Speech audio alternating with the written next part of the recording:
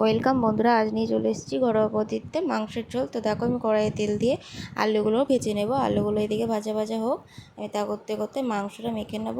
হলুদ গুঁড়ো, লবণ, জিরে গুঁড়ো, লঙ্কা গুঁড়ো আর আদা রসুন পেস্ট দিয়ে ভালো করে মেখে 20 মিনিট ঢাকা দিয়ে রেখে দেবো। দেখো আলুগুলো ভাজা হয়ে গেছে, আমি একটা বাটিতে তুলে নিলাম। এবার কড়াইয়ে তেলে তেজপাতা, শুকনো লঙ্কা আর কেটে রাখা পেঁয়াজগুলো দিয়ে ভালো করে ভেজে নেব।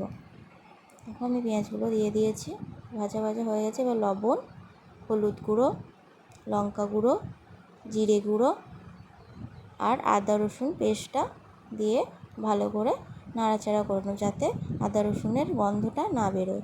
হয়ে গেছে। এবার পরিমাণ মতন মিষ্টি দিতে হবে আর সস, তোমরা চাইলে টমেটোও দিতে পারো। এরপর মেখে রাখা মাংসগুলো কড়াইয়ে দিয়ে ভালো করে কষে নিতে হবে।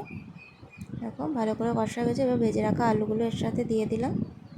এবার একসাথে মিক্সড করে কষিয়ে নেব। দেখো হয়ে গেছে কষানো। এবার আমি পরিমাণ মতন জল দেবো, কারণ আমি একটু ঝোল ঝোল করবো, তোমরা চাইলে কষাও রাখতে পারো।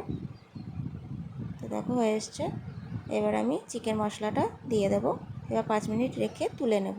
তা তোমরা চাইলে ঘরোয়া পদ্ধতিতে মাংসের ঝোল ঘরে তৈরি করতে পারো।